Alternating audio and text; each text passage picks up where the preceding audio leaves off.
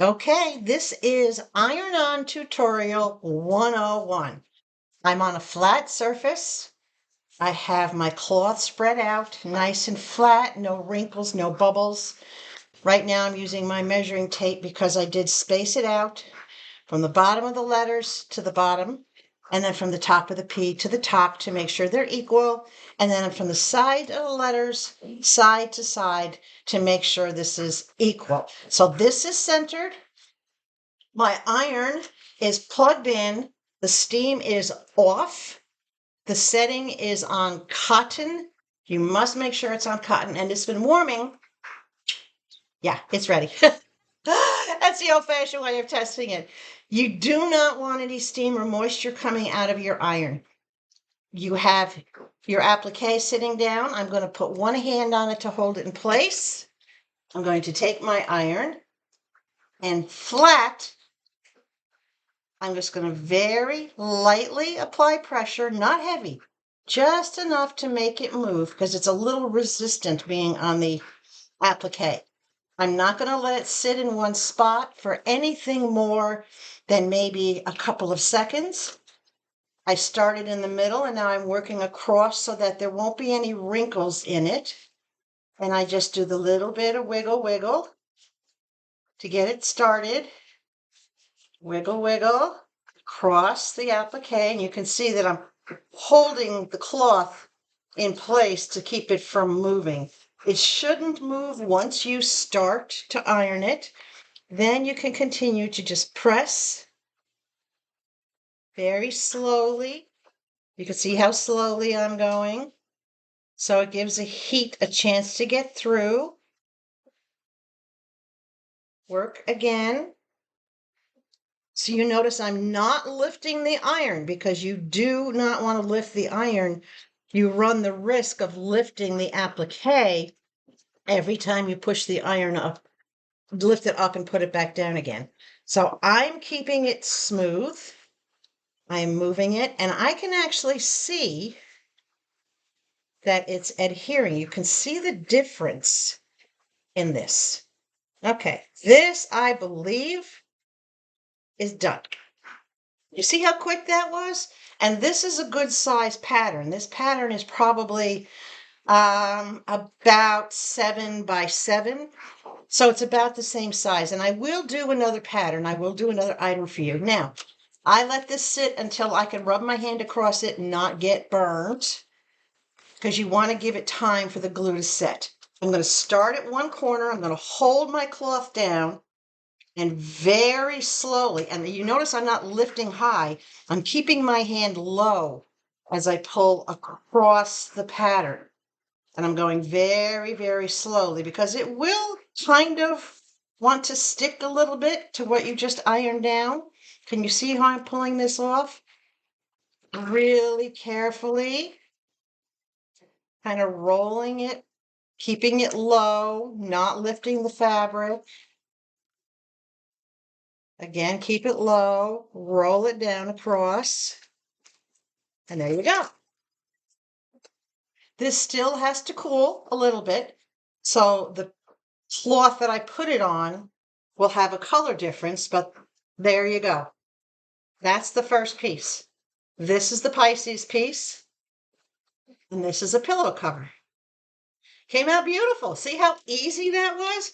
Now I'm going to do one on a shirt. I'm going to set this over here. I'm going to grab, this is just a poly cutting board, but I use this because it will make sure that I fit the shirt properly. So once you see how I do these two, you should be able to do this without an issue. All right, garbage, garbage. That's my press on for the shirt. Here's my beautiful blue shirt I showed you in yesterday's haul. Now, what I do is I grab it by the seam up here on the collars. Grab it by the seam. Shake it out really good. I am going to, sometimes you have to slide the cutting board into the shirt, but in this case I don't have to because the shirt is basically just a t-shirt. What I am going to do is I'm going to make sure that the V-neck, the point of the V-neck is at the very top of the board, so it just falls off the board. What that's going to do is that is going to help me have the right height for how high I want to place this print. If you have a crew neck, your crew neck, the bottom of your crew neck needs to be 3 inches above the board. In other words, if this was a crew neck, I'd pull it up further so that there was 3 inches from the very bottom of the collar to the board. But because this is a V-neck, I've already got a little bit more than 3 inches. So again, spread your shirt out, pull out all your wrinkles, use your hand. You can see I use one hand to hold it in place, and I use another hand to spread it out. Now we're going to measure. I just do this. I tuck along the sides because I don't have a press, but I'm kind of making my own press. I'm going to take the measurements from the seam to the board and over here from the seam to the board to make sure I'm centered. So from the seam to the board, and you can do this like in the armpit is the best place to do it. From the seam to the board here is exactly 3.5 inches. From the seam to board over here is almost 4. So I know I got to shift it this way a little bit. All I do is lift the cloth and give the board a little push from underneath. Smooth it back out again. When it comes to iron-ons, yes, I am this meticulous to make sure that they're getting on centered. So again, from the seam on the outer underarm to the board, push it down here, hold on. We're looking at 4 inches. From the seam to the underboard, we're looking at exactly 4 inches. My shirt is now centered. I have the top on where I need it to be. I have the sides where it needs to be. And I am now getting it all smoothed out in the middle. No wrinkles. Make sure you hold it down so that you don't lose all those measurements you just did. Hold it down, smooth it out. My iron has stayed on. I'm feeling a wrinkle right there, and I don't like that. There we go. Okay. All right, just going to make sure your iron has stayed on the whole time so that it's ready. Now you're going to take your press on. I'm going to move it from the bag. Get this garbage out of the way so I don't start a fire. Keep your workspace as clear as you can. So I am again going to center this, and because this is nicely centered on the square, I can actually take my center off of that.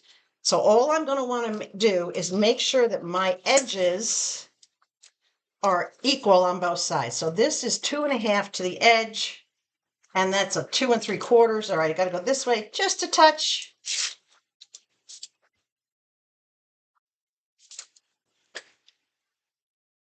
Let's see, 2 3/4 on this side, a little shy of 2 3/4 on that side. Okay, itty bitty little bit. I'm going to put my mouse in the middle to hold it. Check one more time from the edge. And one more time from this edge. Perfect. All right. I have it right beneath the point of the neck. I've left a little bit of space because I don't want it super high up on the chest. I want it to fall in just the right place. So there we go. Now we're ready to press this on. I'm going to fold it in place with one hand. Grab my warm iron. Start in the center. And press outward. Start in the center and press outward. Once you get the first few swipes done, then you can start working down one side, and you see how slowly I'm going. You can actually see this side is still up because it hasn't attached yet. This side is laying flat because the heat is already making it stick. And I just pulled my own no-no by lifting the iron, but I had it in the wrong hand. I am left-handed, but when I do stuff like this, I prefer to do it with my right hand. All right. The cloth is sliding around on the board, but that's okay because the applique is not sliding around on the cloth. So be mindful of that, and you can see I'm going slow. doing the wiggle wiggle, pushing from the inside out so that I don't get any lumps or bumps in the middle. Okay, again, pushing from the inside out. And you can see this is not taking long. Push from the inside out.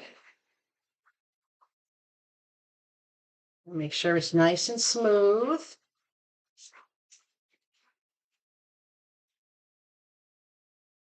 I'm going to hold the cloth over here. I don't like the way the cloth is moving.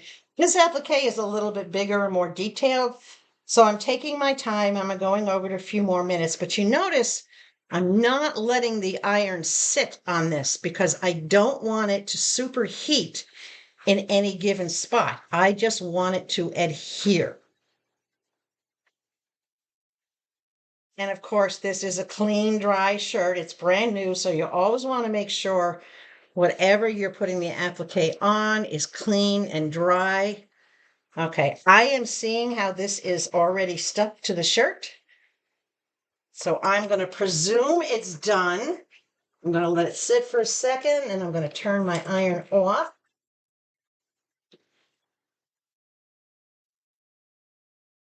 And unplug it so it can cool down.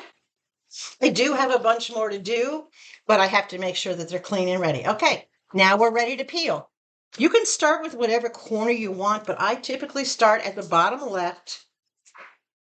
It's cool enough for me to rub my hand across it. I would not want to leave my hand on it because it is warm, but it's cool enough. So this is what's called a hot peel. I'm going to start pulling it up, just like I did the other one, keeping the design low. Working it around little by little. Not pulling hard, pulling nice and gentle. Working it off just a little bit at a time, being very careful of the smaller letters on the bottom. Working it up to the top and presto. It's done. Ah, I love it. There's the print. Dogs make me happy. Humans make my head hurt. I absolutely love it. This is still warm to the touch, so what I'll do, I don't fold these once they have an iron on it because it will crease it and start to crinkle and degrade the iron-on. Make sure anything that has an iron-on that you wash it inside out. That's important. And if it is a shirt, make sure it goes on a hanger and not in a drawer. If you're going to put it in the drawer, you have to make sure that you roll the shirt up so it doesn't crease your beautiful iron-on that you just did. So there's my gorgeous shirt. Ta-da! Very happy with how that came out. And it's so easy. So I wanted you guys to know how to do it. Now you can go and do your own. Have a great day.